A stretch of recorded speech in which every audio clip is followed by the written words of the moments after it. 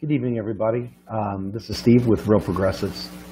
Today was a very, very, very, very sad day in the universe for myself in particular.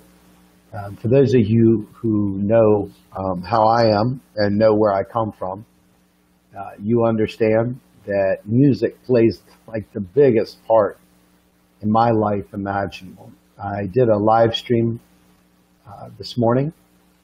And in that live stream, I talked about the death of one of my all-time heroes, Chris Cornell. You know him from Temple of the Dog, Soundgarden, Audioslave, Solo, one of the gods of the grunge era. Chris Cornell died today, or last night, at the age of 52. Devastating, guys, folks. I'm talking about this is devastating, and for me, just want to say that this guy over here, I guess it is, one of the very most incredible vocalists you've ever seen. Had 4 octaves, and his lyrics and everything else that he put together were just always way, way, way above board. So Chris Cornell, you will in fact be missed greatly. Rest in peace, my friend. All right, getting Chris Cornell out of the way, let's get to the subject at hand. Our friends in this movement have decided to embrace an alternative reality. It is a reality filled with conspiracies. It's a reality for them filled with myths and a lot of storytelling, a lot of tying loose ends together and coming up with a fantastic world like a fantasy novel, like Piers Anthony or maybe Robert Jordan or maybe Tolkien or something. And in this world, we're all hopeless. We're all powerless. We can't solve any problems. The only thing we can do is be angry at them over there, whoever them is, and it'll be someone different in every circumstance. And literally, it is the most defeating, it is the most inactionable universe known to mankind. And folks, it is literally the universe that keeps people in their seats on election day. It is the universe that keeps people from actually believing that they can do anything to make a difference in this world. It's the one that causes people to check out, feel hopeless, feel lost. When you focus on inactionable conspiracies, you give up your power. You forsake all your power. And for all the complaints about the MSM, and for all the complaints about the gaslighting we get from the mainstream media, our own alternative media, many of our friends in various movements, many of our friends in various parties, many of our friends in various initiatives have bought into these lies, and they repeat them just like the mainstream media repeats their lies. And, I've gotten to the point now where I believe that, quite frankly, many of the people that want to peddle these lies are, quite frankly, living in this guy's world right here. It's like the big, ginormous stupid. And they say things like our government is broke, that our nation is broke, that we can't do things. And it's like putting themselves in a position where they don't have to be accountable for fighting. They don't have to be accountable for pushing, for actually making these things happen. They have a built-in scapegoat to get them out of jail, so they don't have to worry about actually being in any way, shape, or form useful to the movement. They can sit there and once again blame the government for being broke. They can blame this for being broke. They can blame that. They can blame a million things other than pointing the finger at themselves for spreading lies, for spreading myths, for spreading legends, instead of focusing on actionable warfare, legitimate intellectual warfare. They have decided to forsake any meaningful activities and talk about all the things that would make it so that we can't have anything that we want. And I think that it was really incredible listening to a Jamu Baraka. He put this tweet up the other day, and I want to put this up for you guys to see. I'll make this solo. Basically what he says is, people are not thinking. Do you see the moves being made against Trump by the unelected forces in the outside of the state? This successfully demonstrates why a radical movement could never expect to take power through the electoral process. If they are doing this to Trump, what would they have done to Jill and I had we actually won the vote? They probably wouldn't have given me a security clearance. And I guess on one level, I would blame them. Or I'm assuming that's it. When I hear that, I say to myself, that's a pretty sad statement. This is the cynicism that has taken over our nation. And quite frankly, it really, really is a serious issue. But it's not an issue in terms of us checking out, flaming out, ignoring reality, stepping away from actually doing something actionable. It's really a testament to the fact that we, the people united, can truly never be defeated if we rise up. Now, we can choose to act like we are completely and utterly impossibly screwed and out of the realm. We can do nothing but drown and die. But I hate to say this to you, but I disagree with that. And I'll tell you why. I'm going to bring up old Albert Einstein here. And old Albert Einstein had a great quote. And I want you to read this. And Albert Einstein said, "We can't solve problems by using the same kind of thinking we used when we created them." Now think about this for a minute, okay? If you believe that the government is broke, if you believe that the military is this and the Rothschilds are that, and that the deep state is this, and all these things, you just have this belief, and you absolutely refuse to press forward. You absolutely give in, like literally give in to this belief that you have no power whatsoever. You can absolutely expect a self-fulfilling prophecy to occur. Why in God's name would you suspect that you wouldn't have this self-fulfilling prophecy? I don't understand how somebody can tell me on one hand that they are a revolutionary, all the while playing ball by the same frickin' games that the friggin' establishment has put on us. The same ones. Now, I'm going to show you an image here. And I want you to take a look at this, okay? This is one of my heroes. This is Dr. Stephanie Kelton. And what Dr. Kelton says is the truth is we're not broke. The U.S. dollar comes from the U.S. government. I mean, do you see this? It's not from China. We don't have to do all this crazy nonsense. But yet, no matter where you go, we have nothing but fools telling us that we're broke, we can't do it, can't happen under the Trump administration, we can't do anything, we're all going to die. But yet the same people that say that, 5 minutes later, will tell you that we're near a mass extinction, that we're about to lose everything. The planet is going to become uninhabitable. Food will be scarce, it'll be eliminated, etc. I mean, we're talking about the world is going to end, okay? We're talking about the book of Revelations kind of ending kind of stuff. Except instead of being right-wing religious people, it's left-wing religious people.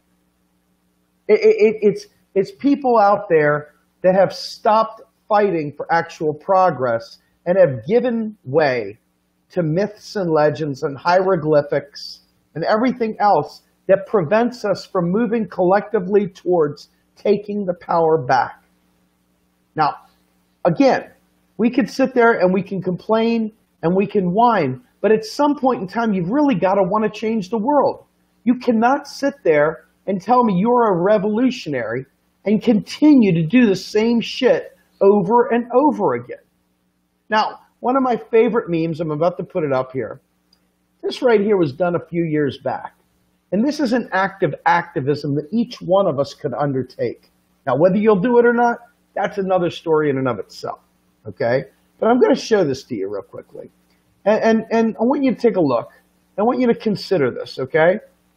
Bottom line, federal taxes do not fund spending. If federal taxes do not fund spending, folks, I mean, what do you got here? Think about it. Real resources constrain spending. There's no shortage, no issue with Social Security. I mean, we could have a federal job guarantee now. But unfortunately, many in our movement would rather tell you that we're all going to die because of the Rothschilds. And when I see those things, I shake my head and I wonder, why in the world would they ever consider calling themselves a revolutionary? Why in the world would they ever consider themselves to be part of the solution? They don't understand this stuff, but they talk about it like they do. And, you know, one of the other things I find fascinating as we go through this process, okay, is the fact that indeed, ultimately, we don't even know what the hell taxes are for. Take a look at this, folks. This right here is very difficult to read. But bottom line is that if you're looking at this on a computer as opposed to a cell phone, what you've got here is the actual what taxes are for. And in here, let me explain this to you. In this thing, this is from Beardsley Ruml, who was a Fed chair, New York Fed chair in 1946, wrote this article that said taxes for revenue are obsolete. Folks, this is in 1946. But yet, these people, and I don't know what makes them act this way, they claim to be revolutionary, but yet they quote Paul Krugman, the very neoliberal who got us here. They quote people like freaking Milton Friedman and all these Ron Paul guys who are all about destroying our economy and literally preventing us from ever having any kind of progressive revolution. But they will quote these people as if they're people we should be following. It is shameful, it is aberrant, and it is like the ultimate give up. Why in God's name would you follow somebody that tells you that it's all impossible and we're all going to die? Why would you do that? And seriously, look in the mirror and ask why you would allow someone who is pumping that bullshit into your head to have a stake in your heart and in your life. Why? Folks, federal taxes not only don't fund spending, but let me show you something even more incredible, right? And this is going to kind of blow your mind. And I'm telling you right now, it is going to blow your mind. Way back when, okay, we had talked about this thing called sectoral balances. And people wonder, well, how much money can we spend? And of course, we've got people who don't understand economics who come around saying that we're going to just print money. What are you going to do? Just print money? Well, how about if I tell you that there's something called sectoral balances, okay? And sectoral balances are a very, very key thing. And you'll notice here, I wish I could show you a scroll. If I was pointing to it, you'll notice these lines that are pointing down to the graph. And in those lines, they're pointing to places where federal spending dried up. Federal spending dried up. And all of a sudden, austerity hit.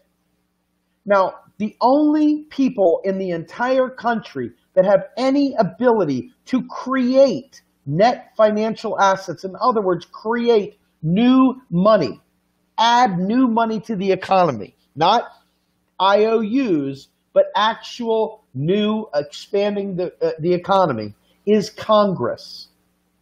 Now, sadly, the same conspiracy theorists, the same people that don't know their ass from their elbow, I mean, literally don't know anything about economics, that are guiding people around talking about it like they do. Those same people are bragging about reducing deficits. Those same people are out there bragging about reducing the debt. They're out there bragging about reducing spending, but clearly you can see every single one of the recessions that has hit our world, that has hit us, every single one of them came as a direct result of reducing spending. Every single one of them. Folks, every single one of them.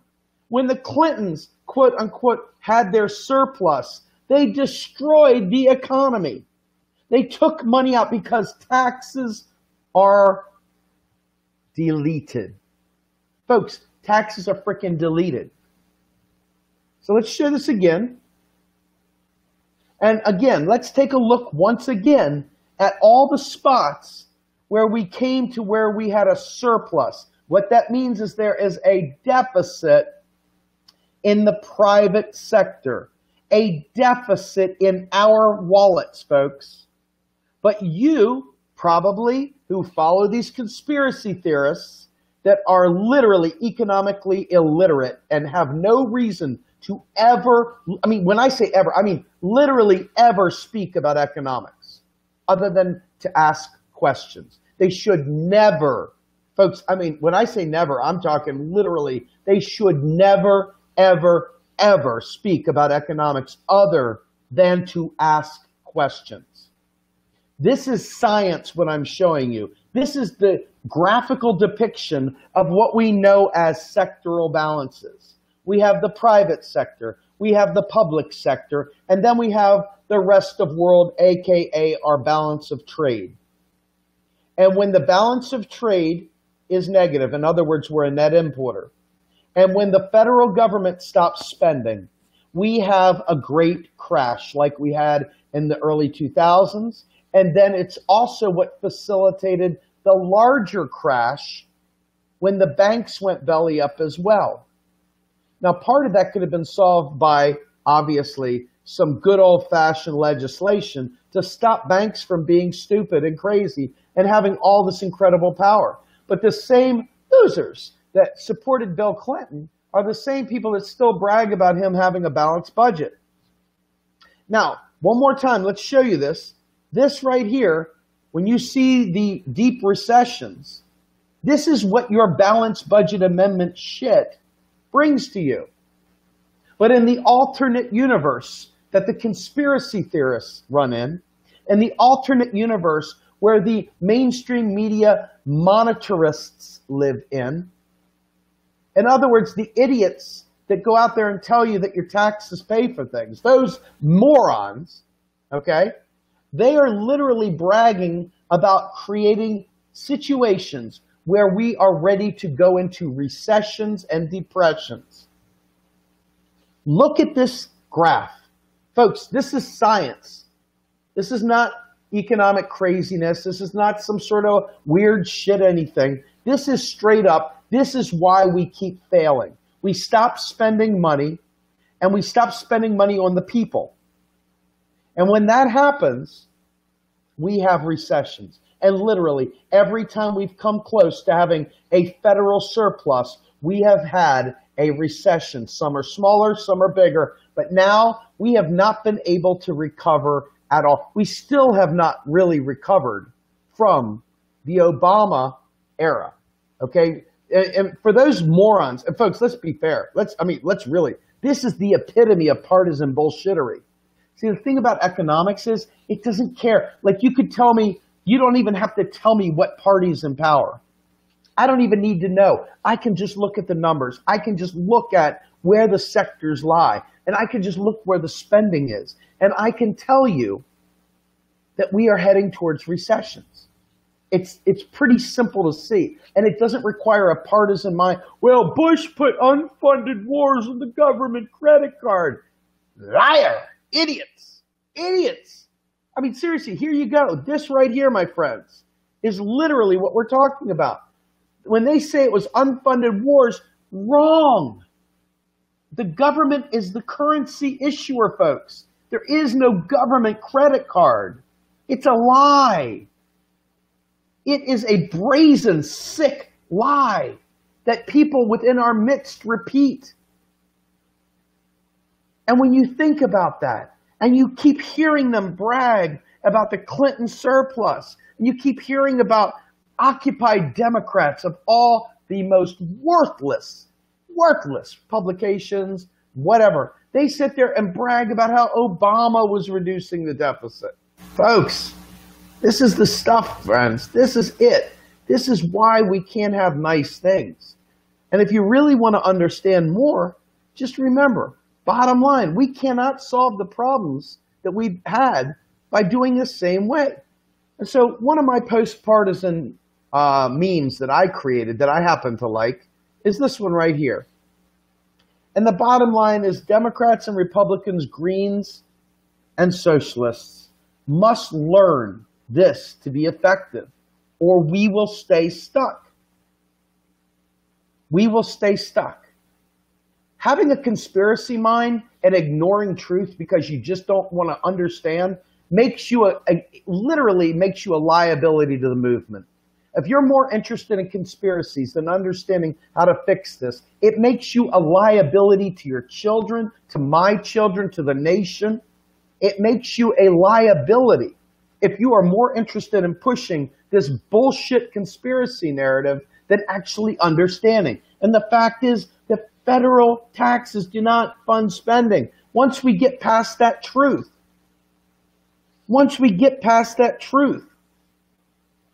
then we can start really claiming the resources of our nation and using them for good. But we all have to know the truth and we all have to demand it.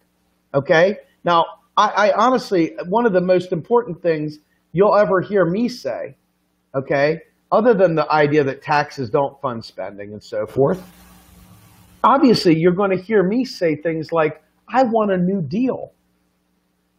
I desperately want a new deal. But when I look over at these people that are peddling the myths and the bullshit, you never hear them talk about new deals.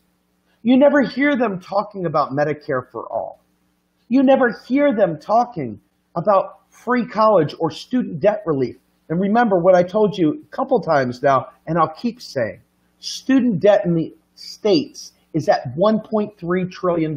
That's on your kids, my kids, me, your friends, family, and anyone else who actually went out there and subsidized the corporate state and went and paid for their own education. This is the free training these companies got. And we could fix it all today. But the conspiracy theorists would rather talk about the Rothschilds. They would rather you die by that debt than actually be useful in any capacity. They would rather talk about bullshit than actually give you something to help you solve the problems that are plaguing our nation. They say they want green energy, but yet they don't want to talk about how we could get there. They instead want to do a peace rally. They want to sit there and friggin' smoke a blunt. They don't want to actually learn that we could actually fund green energy now instead of talking about how are you going to pay for it. The entirety of this last election was spent with people worthlessly saying, how are you going to pay for it? I am telling you, all that has to happen is our federal government spends the fucking money. They write the bill, they send it off, the Fed keystrokes deposits into the Treasury disperses checks, the checks always clear.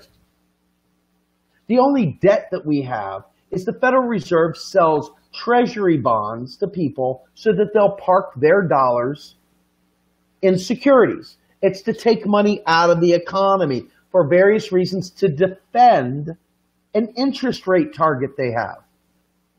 This is not in any way, shape, or form controversial to the people that actually care about economics, but to the other folks running around saying, but the debt, we owe the Rothschilds, oh my God. To those people who literally cock-block progress, who literally put a gunshot wound to the junk, those people, this is all crazy talk. But to the people that actually give a fuck about this country, who actually want to change, who are real revolutionaries, folks, actually fighting a fight, not just talking bullshit to keep us stuck. You know, I jokingly say, what are you going to do? Put a bar of soap in the Rothschild shower, make them slip and fall and die? What are you going to do? Not a goddamn thing. Nothing. Not one thing are you going to do. Congress spoke the Federal Reserve into existence. It can tweak anything it wants to do. Our government is in control. But the truth is that our government does what neoliberals want it to do. Why is that? Because you believe that the federal government should be run like your household budget. And this is the alternate universe that exists where people don't understand the difference between a currency issuer and a currency user. You and I are currency users. The state of Nevada is a currency user. The state of New York is a currency user. The territory of Puerto Rico is a currency user. Ironically, Greece is now a currency user. They gave up their sovereignty to the ECB, for the Eurozone. The United States government created the Federal Reserve because it needed to standardize transactions. It needed to say Chase bucks are only worth 75 cents on the dollar and Billy bucks are worth 20 bucks on the dollar and blah, blah, blah. And all these different banks were popping up. First bank of nowhere land and second bank of come buck, fuck, whatever, tuck. Okay. And all these things were going all over the place. What happened? They standardized at the behest of Congress, signed into law by the President of the United States. And I don't give a shit about the conspiracy. Folks, I've done this so many times. I'm going to do it one final time for the knuckleheads. I've read this book. You're not teaching me shit. You're not teaching me a goddamn thing. So don't bring up the creature from Jekyll Isle. Don't you dare bring up any of the worthless Ron Paul Goldbug logic. I'm done with it. I've been there, done that, read the sequel, and already feel guilty as hell that I ever said the worthless lies that I said. Because straight up, anybody that listens to that crap is an idiot. And I was an idiot. I'm trying to save you from being an idiot and having to look at your kids and tell them you fucked them over by being stupid. Because you will. If you slow play progress, you are fucking your kids. You are literally destroying their life. And by extension, my kid's life. It's a choice to be in the fix or it's a choice to be in the conspiracy. The alternate universe. The alternate universe that tries to solve non-existent problems. How many of you have heard the bozo stuff about the fractional reserve system? How many of you have heard this bullshit about a fractional reserve system? This is a gold standard operation going back to 1930s and beyond. And I'm telling you right now, it doesn't exist. Loanable funds theory is dead. There is nothing like that. All this stuff. And folks, if you don't know what I'm talking about, don't worry about it because it doesn't exist. It's another one of those things that the conspiracy theorists, the wrong Paul bullshit, and all the other torpedociouses out there that want to peddle bullshit talk about. There is no fractional reserve system. So solving the fractional reserve system is once again another gunshot wound to the junk sack. Okay? If you want progress, you've got to do better. And what I'm going to show you again is this thing that tells every one of them, including Republicans, folks, if you actually want to actually make change, you've got to stop peddling lies. It is so critical that you stop peddling lies.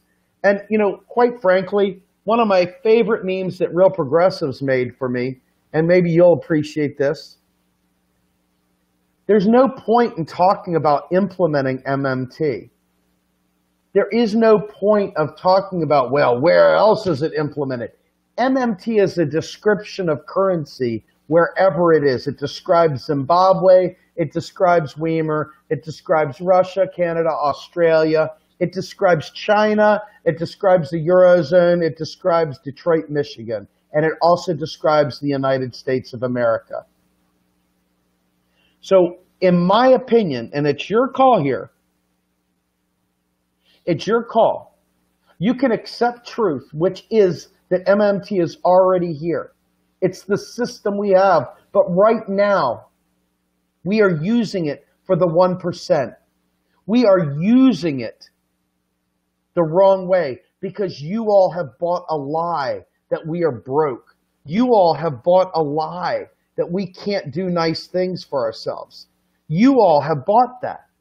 And I think that it begs the question of, you know what? If you believe the U.S. is broke, the stupid really burns. It's ridiculous.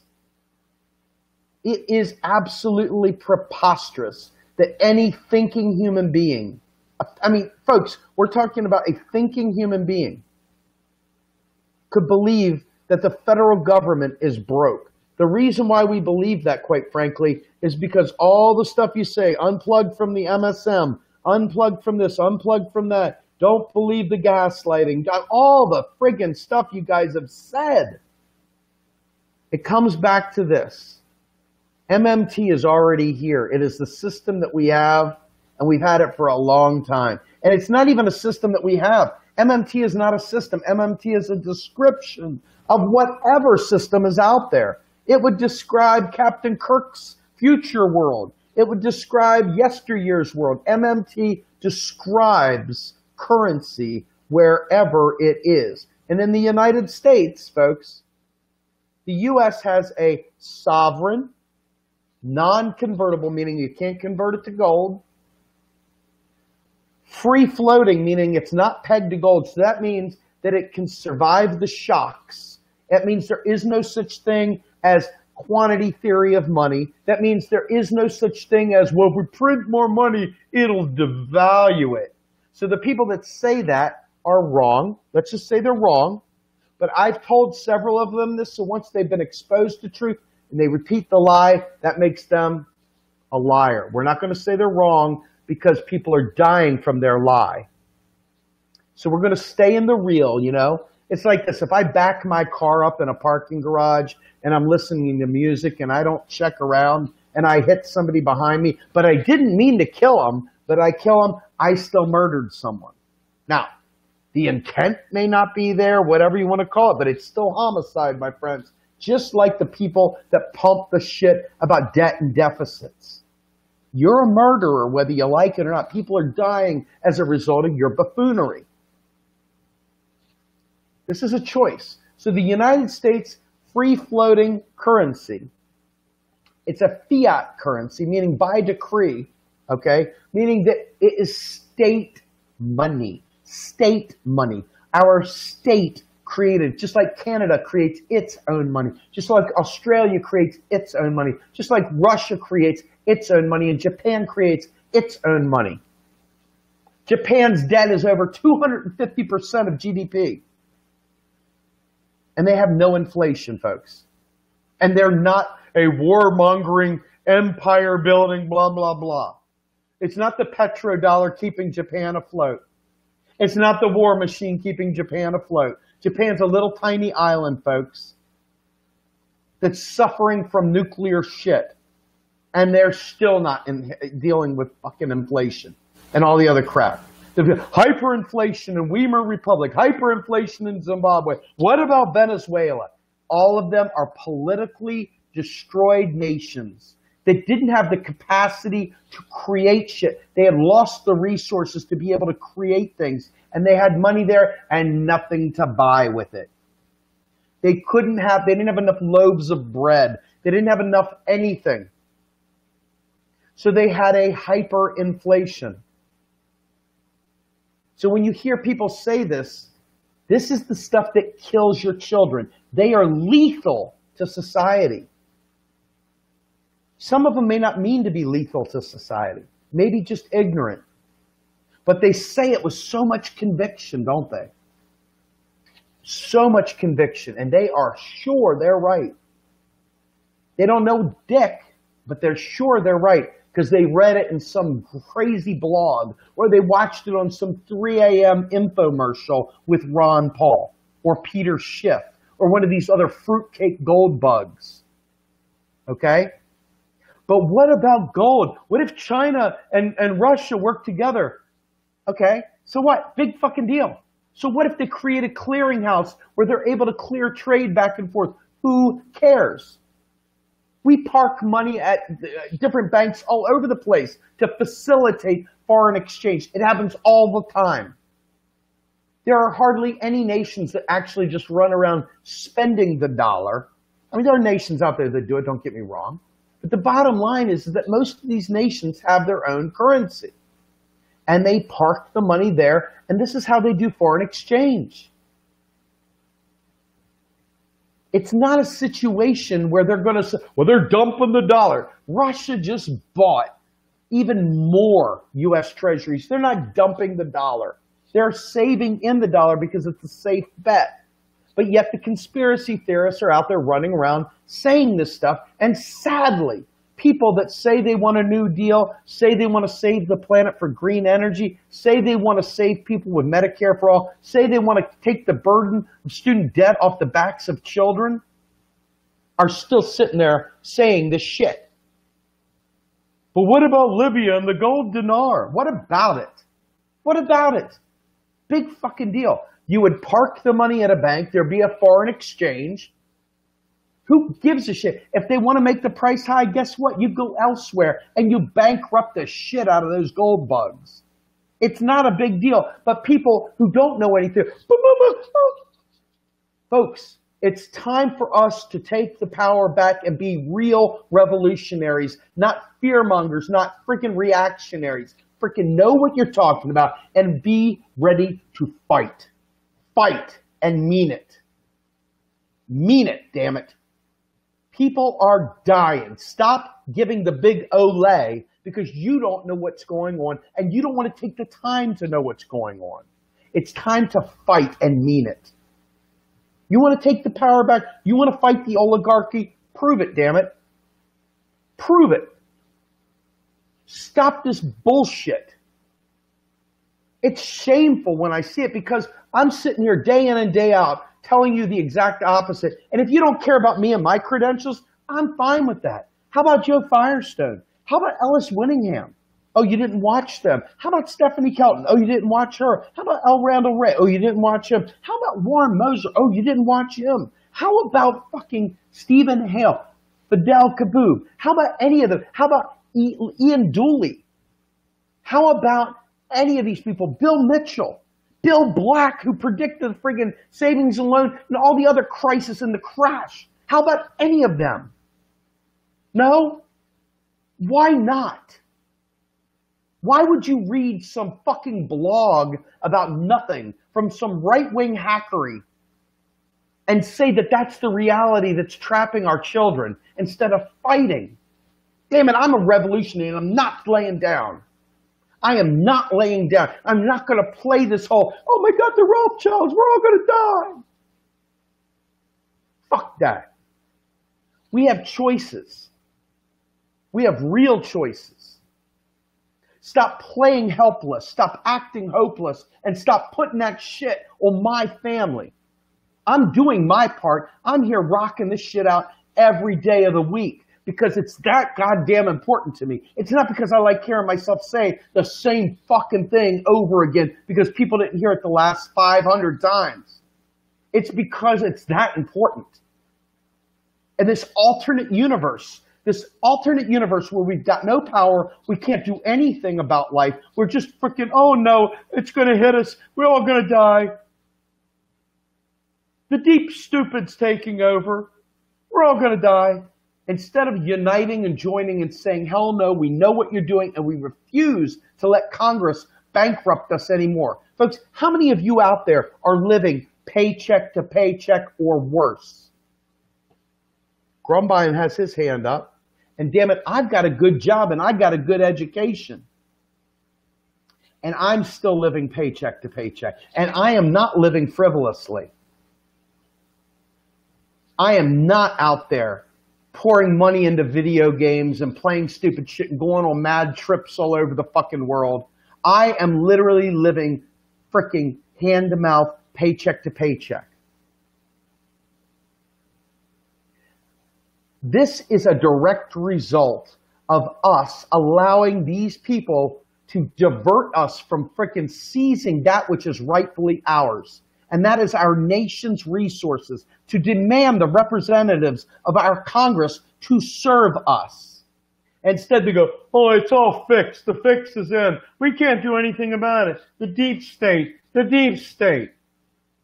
At some point in time, you've got to love your kids more than you love your conspiracies. At some point in time, you've got to love them more than you love the deep stupid.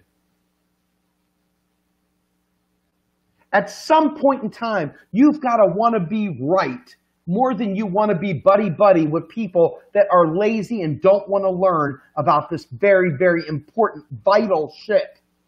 At some point in time, it's got to matter more that you understand that MMT is already here. This is not a theory that has to be implemented. This is not a policy proposal. This is not some alternate universe. This is not some alternate economic system. This is the system we have today that we are being duped into believing that our nation is broke. And guys, I am flat out sick of it. Get mad. You want to talk about never lose your sense of outrage? Don't let it be for some goddamn politician. Don't let your whole sanity rise and fall with something Bernie says about Russia or Syria or the election. Don't let that control what you fight for. Don't let Jill Stein saying taxes fund spending impact your idea that you know that truth is that the United States government is not broke. And that MMT is not something that has to be implemented. It's already freaking here. I don't know why, but these kinds of things get more love. These right here, this kind of thing gets more love than something far more important, quite frankly, something far more important like this. I mean, my God, let's take a look at this real quick. I mean, wouldn't this be the universe you would rather live in right here? Wouldn't this be the truth that you would want to operate from when it's verifiable? We're not talking conspiracy, folks. We're talking legit, straight dope.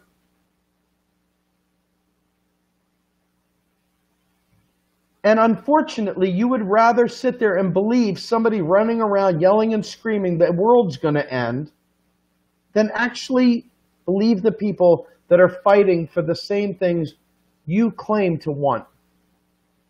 Single-payer health care, free college for all, free trade school for all. And folks, I am done hearing about just Medicare for all. I'm dead serious. I have dental problems that you wouldn't believe, man. My teeth are ratchet. Straight up, man. I need to see some dental care. Because who here has lost a tooth or bit into something and cracked a tooth and then had that searing headache through half your face, into your ear and down your neck, and you couldn't sleep? We need dental care in this country, and we can afford it. We can frickin' afford it. That's for God blessed sure. But instead, we don't do that. We don't. I don't know why we don't, but we don't. We don't do it, and there's got to be some reason for it. And it's not just because we don't know any better. It's got to be because we don't believe we deserve it. That's the only thing I can think of. Because if you believe that we deserve these things, if you really believe that the nation can do better, then damn it, you should be all over this. And folks, I don't know what more to say.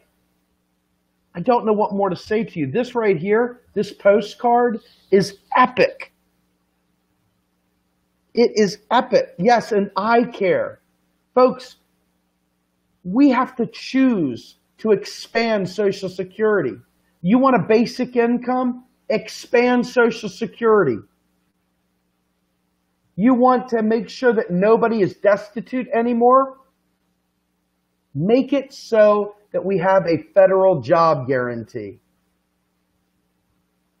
with living wages, living benefits, etc. Now, I'm going to do something that I haven't done in a while. And I'm just going to take a minute here.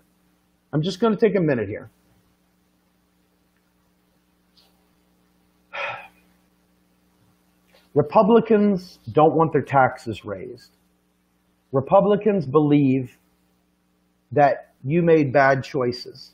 They don't understand the monetary system any better than you all do. Sorry, my nose is running allergies. They don't understand it any more than you do. They've been living the same lie, and they think that they've lived this austere life They've taken care of their own. They've invested their money wisely. And damn it, that means that you should have done the same thing. And since you didn't, you should suffer. They don't necessarily want you to suffer. They just don't want to give up what they did, because they did stay home on Friday night. They did skip the party. They did go to school. They did save money. They did things differently. Now, mind you, it doesn't mean anything if they were born on third thinking they had a triple, right? But the bottom line is that in their minds, they don't want their taxes paying for your health care, because they fought hard to get a job that has good health care. And they don't want to remove that, because that's a status symbol to them, that they worked hard and they achieved something in this life. And they can look at their kids and when they kiss them at night and tuck them in and say, guys, I love you so much. I sacrificed so much for you. I want you to have a better life. Now, that's the Republican version of the world. That's not the MSM version of it. That's not the people out there yelling and screaming version of it. That's the I'm going home and kissing my kids to bed tonight. Good night. And this is the stories that go into it. Okay? These are the people you're trying to convert and win over so that they want a Green New Deal, because you can't get there on your own. And this would pertain to the conservative boll weevil Democrats as well. Those same people have their Christian beliefs, their Calvinism, and they believe that if you squandered your time and squandered your resources, etc., you should end up suffering too. And they believe that's the only way you'll ever learn your lesson, is if you suffer too, because suffering brings about perseverance, and perseverance creates character, and character creates a man, and a man is known by his integrity, and on and on and on and on and on. When in reality, our nation creates money, and they put so much money out there, and money pools. Money dries up here and it fills up top. It has a natural helium effect and it always rises. So what happens when people have a natural inclination to save? It would be different if taxes were recycled. But taxes at the federal level are not recycled at all. They are literally deleted. Taxes are deleted. The only way that a tax dollar ever becomes anything else is if it doesn't become something else. Congress writes a bill and spends new dollars back into existence. The birth of a dollar, it's like coming off the canal, the dollar. It's like, oh, Congress spent a dollar into existence. Every Social Security dollar is a new dollar. Every dollar we spend on a warplane, every dollar we spend on a school, every dollar, period, is a new dollar at the federal level. And then when the feds tax that dollar, it's like, oh, Sonny, my last words are, I'm going to be taxed to death. And the dollar dies, right? Beginning, Congress writes a bill. Death, it's taxed. That's the money cycle. It's so simple, it's ridiculous. But people want to come, well, what about overnight windows? And what about the Federal Reserve being a private this? Well, what about that? Dude, how about you just shut your pie hole and open your ears and learn? It's one of those thrilling things to learn and be on the side of victory so that your kids don't suffer because you wanted to saunter about saying really bad, dumb things. And it really is. That's the deal. It's kind of like hanging out with the Dungeons and Dragons Club. Yeah, man, I rolled a +20 die, had my friggin' sword of awesomeness, and I got a bag of gold from the corner of the dungeon on the 3rd level of the plane where the new Belial demon was, whatever, right? You talk your language and that's what you do. Well, that's what the End the Fed folks do, and that's what all these other freaks do. They all sit there and they cluster together and they say stupid things to each other and they create this narrative, and that narrative grows legs and grows wings and grows horns and grows boogers coming out of its nose and everything else. And none of it is actionable. All of it is just good old-fashioned, I know something you don't know. There's a conspiracy afoot, man. It makes me pretty fucking edgy too, dude. Because I'm really cool like that. I understand fucking conspiracies and stuff, man. Where's my mascara? I'm totally goth tonight. Folks, the truth is so much better. The U.S. can never go broke. The U.S. can literally never go broke. Article 1, Section 8 of the Constitution, the Congress will spend money into existence, and folks, we have to pay our bills. We always have to pay our bills. We have a constitutional responsibility to pay our bills. It's not printing money, folks.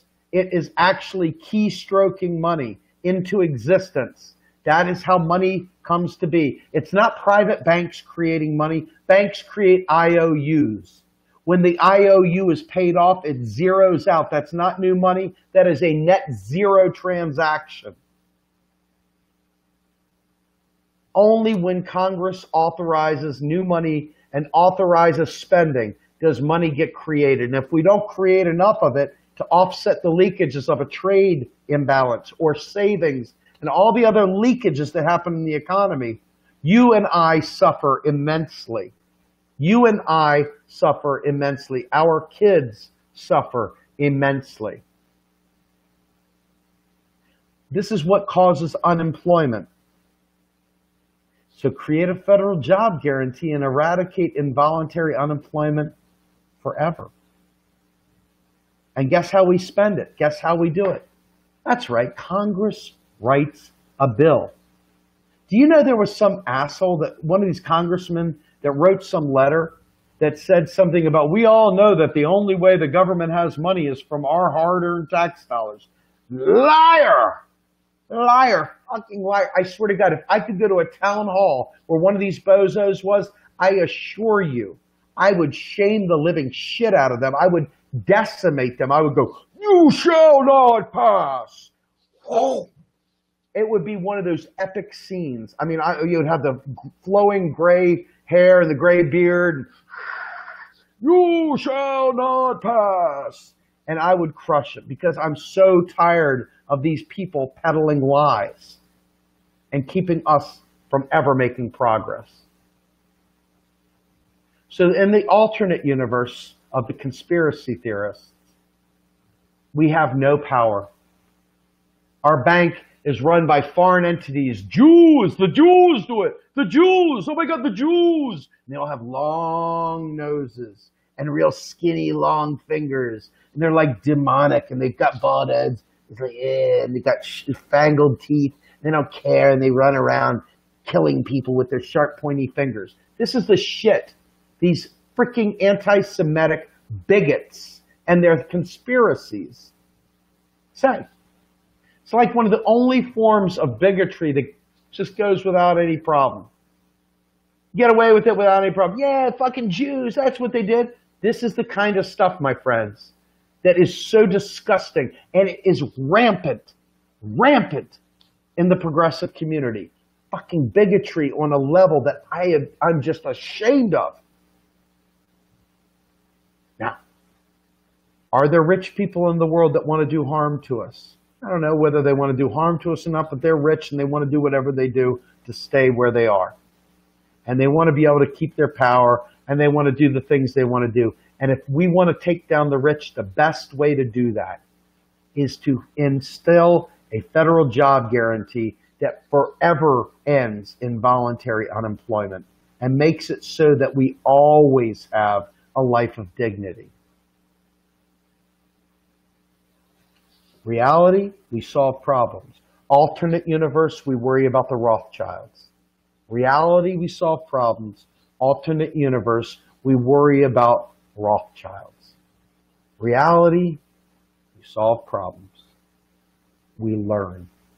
We understand the system, and we win by taking it back. The alternate universe, we all fucking die because we sit back and we realize there's nothing we can do. The Jews are going to kill us all. And folks, this bigotry must end. If you don't see it for what it is, if you don't see it for bigotry, and you don't see this the way I'm talking about it, then you need some extra time. You need to really, really think about what it is that you consider to be, truth.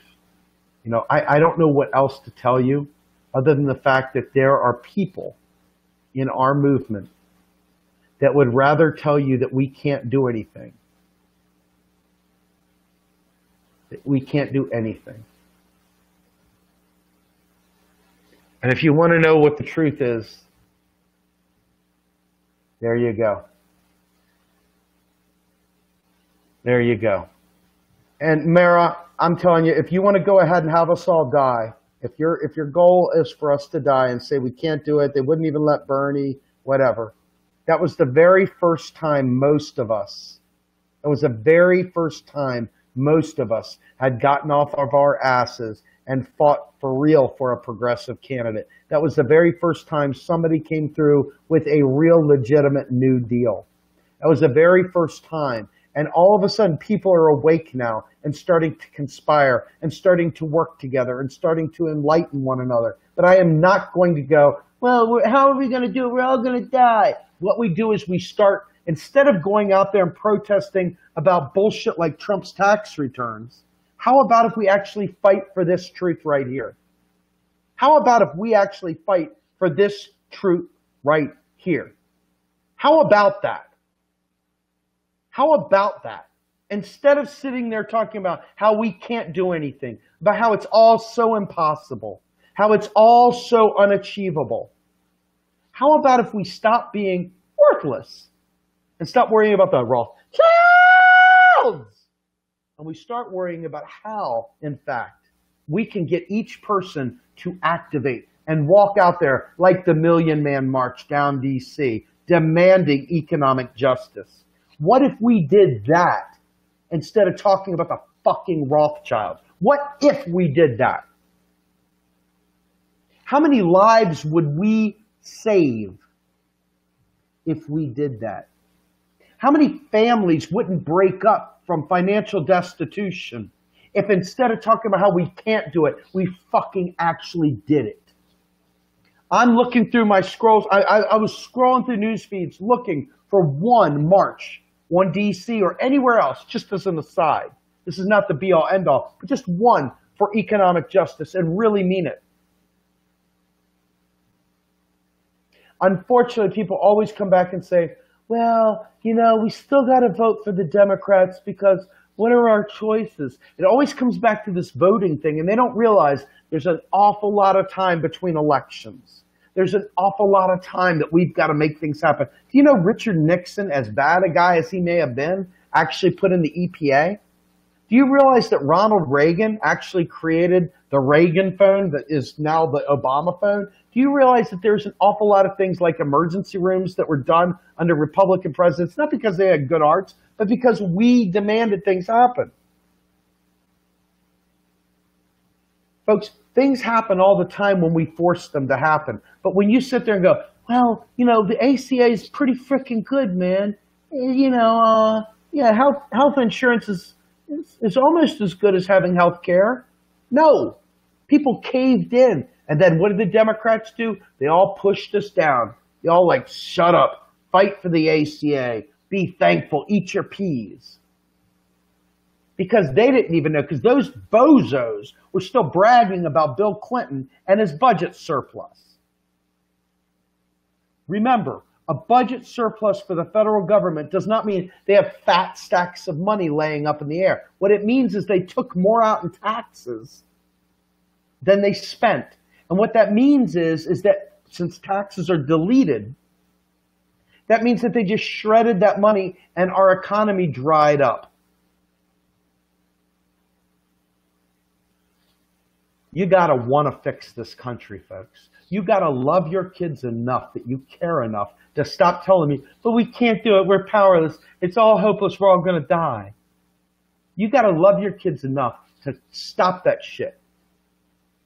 And for every person that whines about, he's mean, you're a murderer. Why should I be nice to you?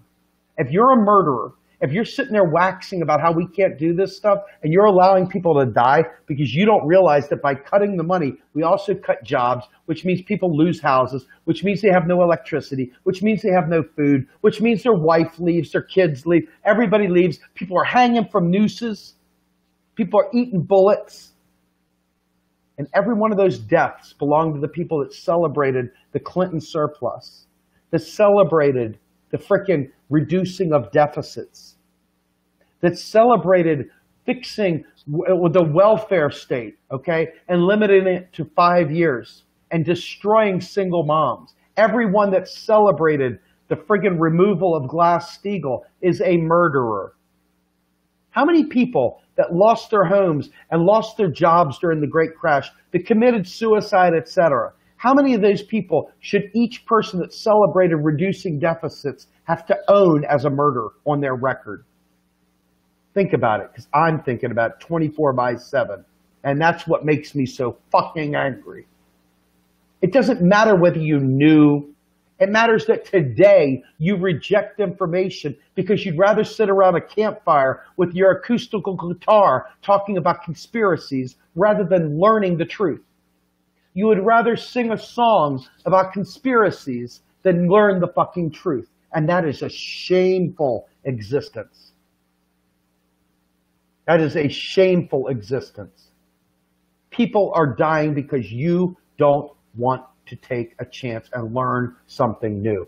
The Fight for 15 is a perfect example of a good idea where they took the water where people are drowning and they lowered it down to here and they're still drowning, but damn it, we feel like we did something. God damn it, we feel good, but they still can't get their nose above the water, and so they're still going to die.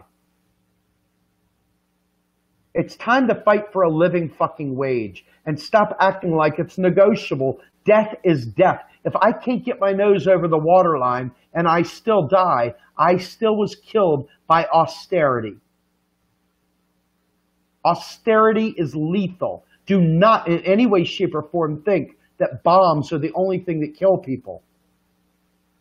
In the alternate universe of the conspiracy theorists, they just put the blame on the Rothschilds. They just put the blame on the military-industrial complex. They don't take any of the blame for acting like a buffoon and not fighting and pushing Congress and demanding Congress and activating and uniting around this truth. Instead, there's some people in our movement that would rather talk about identity politics because they don't think that this populist economic message helps black people and gay people and all people, women, single moms. No, they get caught up in identity politics and they chastise any angry white man or any person that talks economic populism. They denounce them and they try and make something and they get like 100 likes for it because it's edgy, fist in the air shit. But reality is that a federal job guarantee eradicates involuntary unemployment in places like Flint, Michigan. Those people could get the fuck out of Flint, Michigan, wave goodbye to those parasites that are sitting there playing games with their lives and move on to another place that actually will take care of them. Do you want to talk? Somebody tell me what the demographics are in Flint, Michigan. I'll wait. Oh, you mean to tell me that this would help minorities big time? You're goddamn right it would. You're goddamn right. It would save the inner cities from absolute destitution. There are people, friends of mine today, that live in these extremely expensive cities and they can't find a way out of them. They can't afford to leave them, but they can't afford to stay either. So they're looking at eating a bullet. You want to talk about saving lives? I want to see who really wants to save lives. I see these people slink into identity politics, would let people die all in the name of their little special interest. Fuck you. Here's an opportunity with a simple policy prescription that saves lives. How many lives? We can keep saving them till the cows come home, to where we have a society that actually is equal and has sustainability with our energy environment, with green energy, sustainable living, high-speed rail, you name it. But instead, they would rather focus on small ball and worry about, I don't like this guy talking about this subject. Who is he to talk about that? Fuck you too. I'm here to tell you how it is. And this is so important to every single human being in America. It is so vital. This is the thing that will keep people away from having to join the military and die for their country, because they'll have an option to go into the federal job guarantee. Instead, people would rather sit there and talk about these things, these small ball things, instead of looking at how we can make the entire country right. In the alternate universe, I don't want to be there. I don't want to live in that alternate universe. I choose truth. And I choose life. And I choose life for everyone. And I choose equality for all. And I choose eradicating the suffering. It's up to you what you choose, folks. But we're never going to get anywhere if these little teeny pocket factions go over here and fight for their identity politics, and this little faction over here goes and fights for the conspiracy, and then this little faction goes home, sits their ass on the couch, eats some bonbons, and says, the world's going to end, it's hopeless, I don't care. And then the other ones go off the grid, oh my God, we can't live, we can't fight, we got to just do whatever. At the end of the day, we've got to join together and demand it. I have not seen a demand made, folks. In the real world, we have not done our job. In the real world, we keep saying, well, if it was true, they would have done it. That's not true. Power loves power. The only way we take the power back is to demand it. Are you going to demand it?